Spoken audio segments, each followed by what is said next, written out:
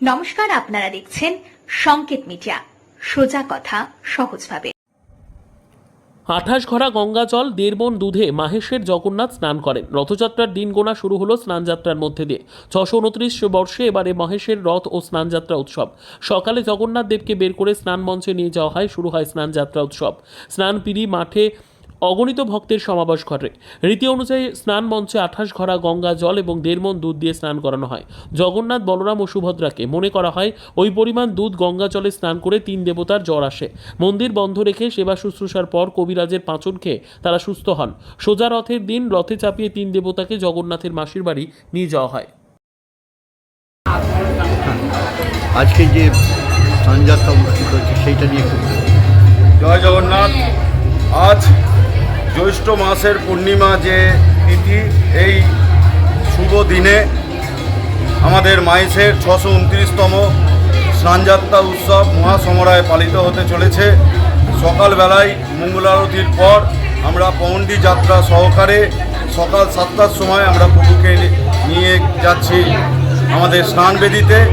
এক এক করে আমাদের প্রথম নারায়ণশিলা উঠেছে, তারপরে বলভদ্রদেব, তারপরে মা সুভদ্রা, তারপরে বলভদ্রদেব, তারপরে জগতের নাথ জগবন্ধু, ওনাকে পৌণ্ডী যাত্রা করে আমরা নিয়ে যাওয়া হবে আমাদের এই স্নানবেদিতে। এবং আজকের দিনে বলা হয় জগন্নাথ মহাপ্রভুর আবির্ভাব তিথি, হ্যাপি অ্যাপিয়ারেন্স ডে এবং চন্দন যাত্রার উদযাপন দিবস। গতকাল পর্যন্ত আমাদের চন্দন লেপন করা হয়েছে, যে অক্ষয় তৃতীয়া চন্দন যাত্রা উৎসবে হচ্ছে উদযাপন দিবস।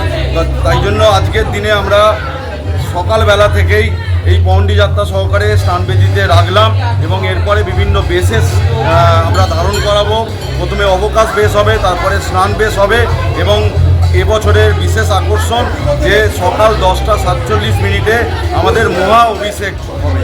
এই মহা অভিষেক 108 দ্রব্য দ্বারা বিভিন্ন তীর্থের জল থেকে শুরু করে পঞ্চগব্য, পঞ্চমৃত, বিভিন্ন তৈল দ্বারা এবং রত্ন দকায়, পুষ্প দকায়, ধাতু দকায় এবং বিভিন্ন ঔষধি দ্বারা, বিভিন্ন মৃত্তিকা, দ্বাদশ মৃত্তিকা দ্বারা আমরা মহাপ্রভুকে মহা অভিষেক করব এবং দুপুর 12টা 10 আমাদের মহাযোগে পূর্ণ স্নান অনুষ্ঠিত হবে এবং তারপরেই মহাপ্রভু গজবেশে উনি ধারণ করবেন। আজকে Subscribe our channel. Press the bell icon.